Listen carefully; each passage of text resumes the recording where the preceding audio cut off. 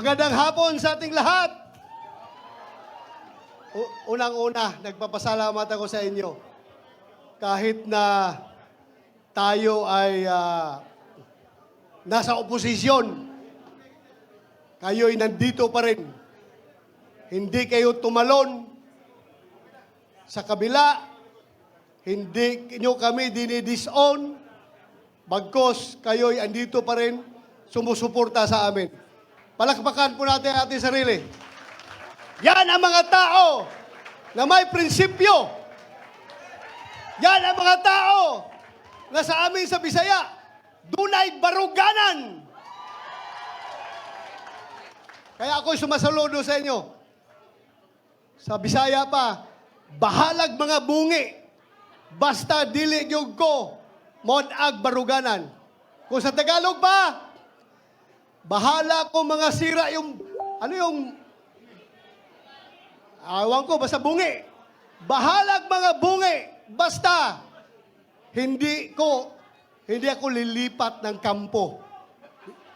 Yon po, itaga nyo sa bato.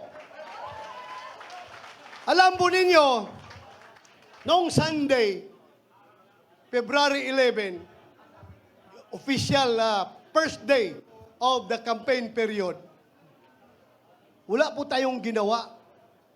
Pinauna natin yung kabila. Sige, mag-proclaim kayo dyan. Kami, mga dihado man kami, dito lang kami mamaya after 2 days. Today, 13 kami mag-proclamation. Hinayaan natin sila. Ang ginawa namin ni Atty. Jimmy Bundok, pumunta kami sa simbahan sa Lourdes Church dito sa Quezon City. Kami po'y nagsimba doon kasi we believe na bago ka sasabak sa napaka-importanting bagay, kagaya nung kami ay mga sundalo pa, bago kami mag-jump off, aakyat sa bundok para makipaggira sa mga NPA, ginagather ko yung mga tao ko. Kami lahat nagdadasal, Lord, sana 50 kami na aalis. Sana 50 rin kami makakabalik dito sa aming kampo. Yan ang palagi naming dasal. Na sana, Lord, bigyan mo kami ng lakas, presence of mind, para hindi kami matalo sa gira na ito. Kahit na ilang libong NPA yan, talagang uupakan namin yan, hindi kami atras. Basta nandiyan ka lang, Lord, huwag mo kaming iwan. Yun po ang dasal namin. Kaya, February 11 was a very special date for us. Kaya kami ni Atty. Jimmy Bundok, we decided to go to church. Nagsimba kami at humingi ng blessing kay Lord. Na sana, Lord, yung aming campaign period, kaming lahat ng team PDP Laban, team PDP Laban Plus, kasama yung aming mga adopted members ng aming partido, sana po bigyan mo kami ng lakas, bigyan mo kami ng magandang kalusugan para matapos namin yung aming kampanya. So, despite of that, sila'y nauna, wala nang ginawa, kundi puro patira ng tira sa atin. Wala na nga kaming tahimik. We were giving you the moment.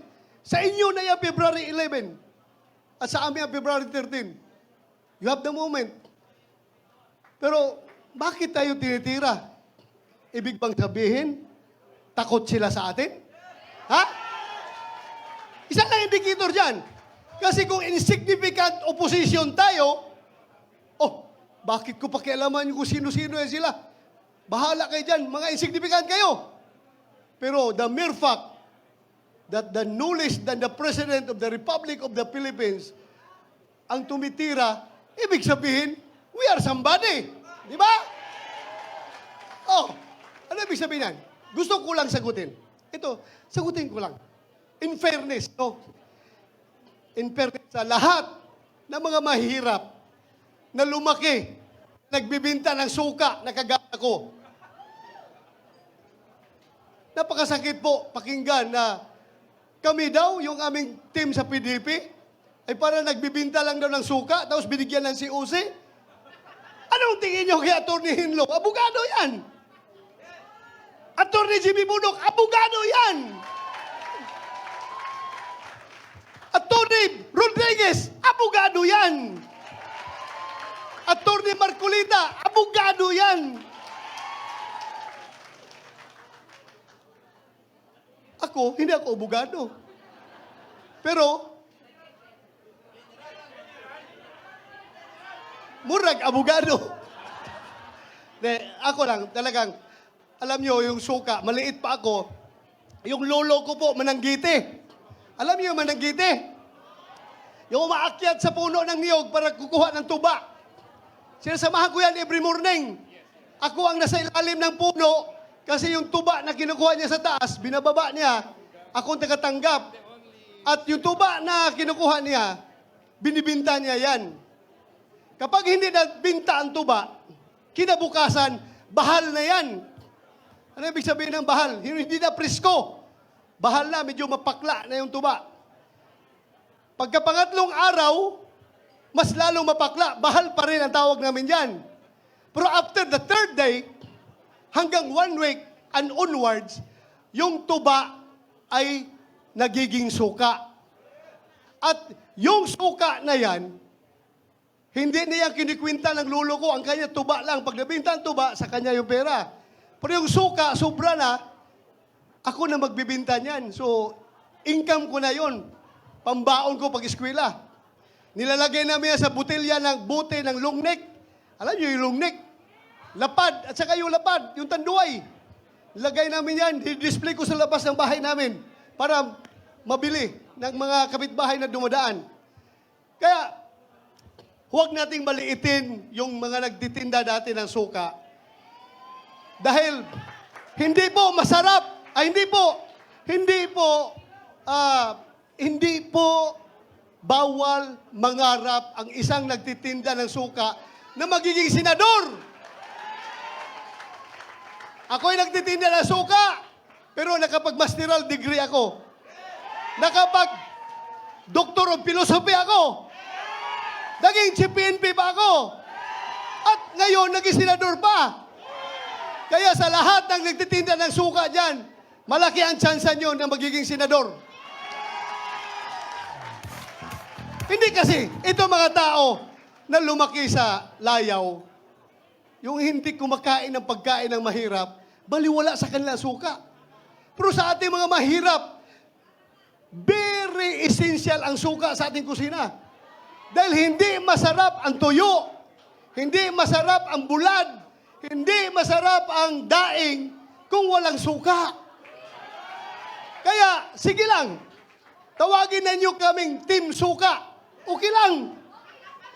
Team Suka, basta importante, kami ang nagpapasarap sa ulam ng mga taong mahihirap. Di ba?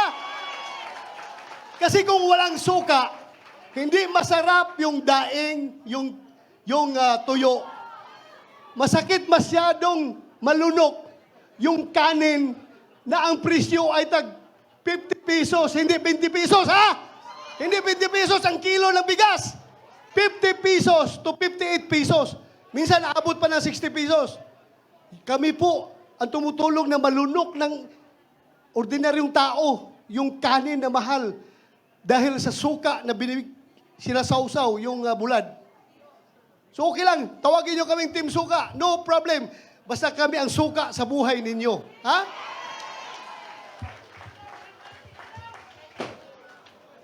Tayo daw! Ay, nabanggit ko lang kasi yung nakikita ko dito. Andito pala si Pastor Kibuloy. Di ba? Isa-isahin ko yan mamaya. Isa-isahin ko yan mamaya. Huwag kayong mag-alala, isa-isahin ko yan.